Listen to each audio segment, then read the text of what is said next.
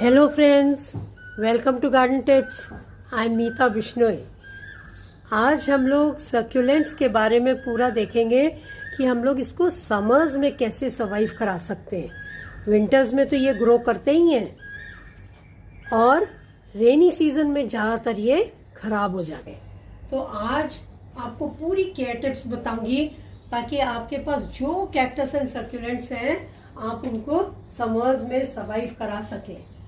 और बहुत इजी तरीके होंगे और मैंने भी बहुत मारे हैं सक्यूलेंट्स। एक्चुअली मैं ये टॉपिक कवर मैं इसीलिए कर रही थी क्योंकि मैंने भी शुरू में जब मेरे को शौक हुआ सक्यूलेंट्स रखने का, इनको देख के तो ऐसा लगता है कि बस इनको घर में ले आए और उसके बाद खूबसूरती देखने के बाद और फिर जब घर लेके आते हैं पूरी सर्दियां सरवाइव करते हैं, अक्टूबर से लेकर मार्च अप्रैल तक भी, और इनफैक्ट कई बार मई में भी खूब अच्छे से सर्वाइव करते हैं। और फिर उसके बाद जब ह्यूमिड क्लाइमेट आता है, जून जुलाई अगस्त, जब बारिशें होती हैं और बहुत ह्यूमिड हो जाता है, साथ में गर्मी भी होती है, तब ये गिव अप करने लगते हैं और हम लोग बहुत परेशान हो जाते हैं कि ये इनका क्या करें।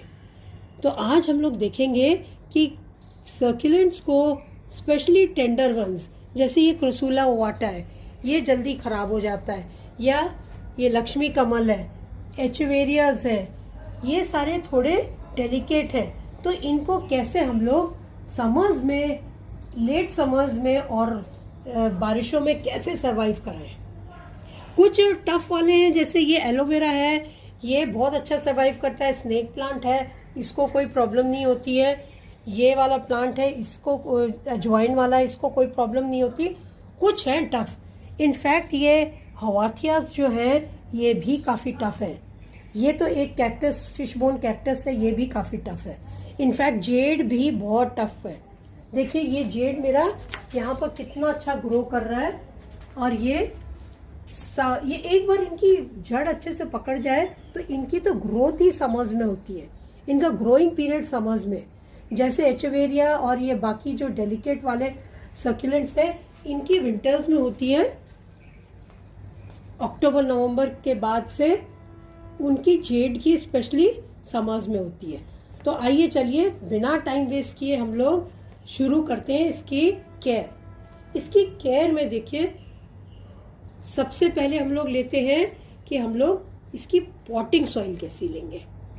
अगर आपने पॉटिंग सॉइल इसकी राइट ली है, राइट चीज़ें उसमें डाली हैं, तो फिर ये प्लांट आपका सर्वाइव कर जाएगा, विंटर्स में भी अच्छा ग्रो करेगा, समर्स में भी सर्वाइव कर जाएगा।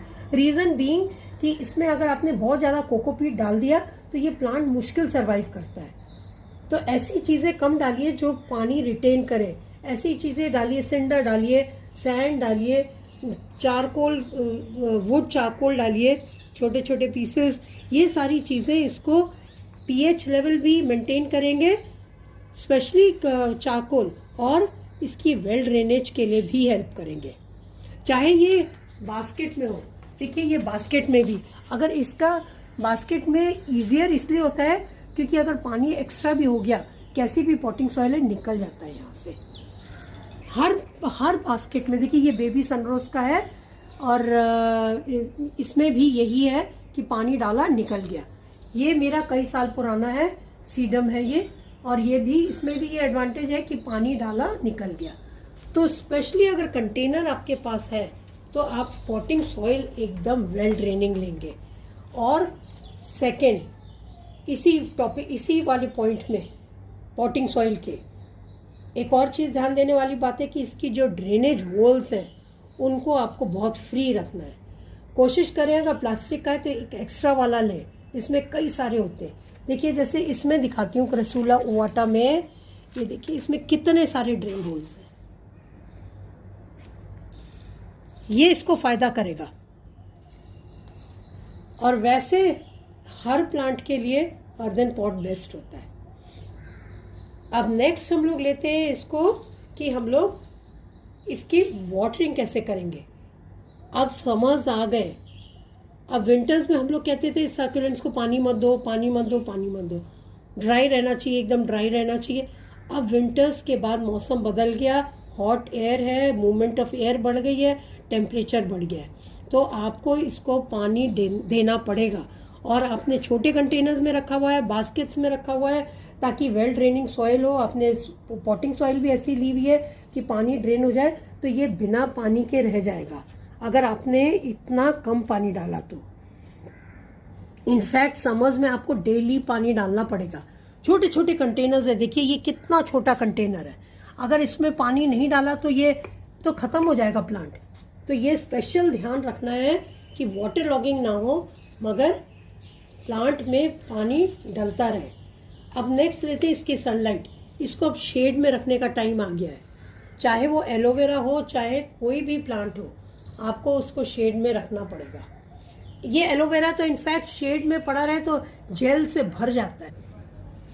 अब नेक्स्ट हम लोग लेते हैं इसका, आप फंगीसाइड या फर्टिलाइजर कैसे डालेंगे। गर्मियों में अब आपको इसको फर्टिलाइज करने की कोई भी जरूरत नहीं है। सिस्टेमिक फंगीसाइड होता है बेबिस्टीन, वो अगर आप इनके रूट्स में डालते हैं तो ये रूट से पूरे प्लांट में ट्रैवल करता है, सिस्टम पे ट्रैवल करता है। वो ज़रूर डालिए, महीने में एक बार सिस्टेमिक फंगीसाइड पानी में घोल के आप इनको जब वाटरिंग करेंगे तब दे दीजिए। ये बहुत इम्पॉर्टेंट है।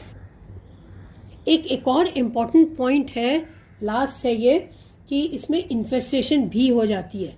इसमें इन्फेस्टेशन होती है मिलीबग्स की या स्पाइडर की, तो वो आपको बहुत ध्यान रखना है कि आपके बहुत सारे सक्यूलेंट्स होंगे जो बहुत डेंस हो जाएंगे, जैसे ये है, या थोड़े दिनों बाद जैसे ये कितना डेंस हो गया है।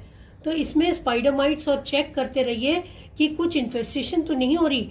अगर इन्फेस्टेशन होती है तो ये थोड़ा विल्ट करने लगेंगे, तब आपको पता चल जाएगा कि कुछ इसमें प्रॉब्लम है। तब आप इसमें इमीडाक्लोप्रिड करके एक आता है केमिकल है, वो पेस्टिसाइड है, वो कुछ ड्रॉप्स पानी में डाल के स्प्रे कर सकते हैं ताकि आपके सक्यूलेंट्स बचे रहें। क्योंकि ये प्लांट, ये जो इनकी लीव्स होती हैं, ये वाटर फिल्ड होती हैं और ये टेंडर होती हैं बहुत, और इनको इंसेक्ट्स लाइक करते हैं और बहुत जल्दी ख़त्म हो जाते हैं। तो इमीडाक्लोप्रिड डालना ज़रूरी है क्योंकि वो बहुत जल्दी एक्शन में आता है और बहुत जल्दी ठीक कर देता है इनको। तो वो ज़रूर आप अपने पास रखिए, क्योंकि जो ऑर्गेनिक तरीका होता है जिसमें हम लोग नीम ऑयल यूज़ करते हैं थोड़ा सोप सोल्यूशन के लिए, वो प्रिवेंशन के लिए ज़्यादा अच्छा रहता है। ये मैं अपने एक्सपीरियंस से बोल रही हूँ। अगर जब फंगस या इंसेक्ट्स अटैक कर लेते हैं और एग्रेसिवली आपने देखा कि बहुत सारे लग गए, तब आपको इमीडिएट एक्शन के लिए ये जो केमिकल है, ये कई थोड़े से ड्रॉप डालिए बस, और फिर स्प्रे कर दीजिए, तो वो जल्दी इफेक्ट करता है, प्लांट बच जाता है।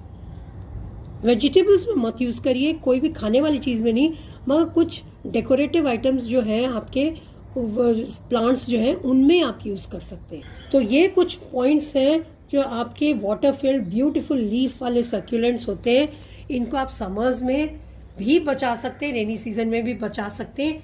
ये कुछ पॉइंट्स का ध्यान रखें। आई होप आपको ये वीडियो अच्छा लगा। अगर अच्छा लगा तो ज़रूर लाइक करिए और मेरा चैनल सब्सक्राइब। Thank you.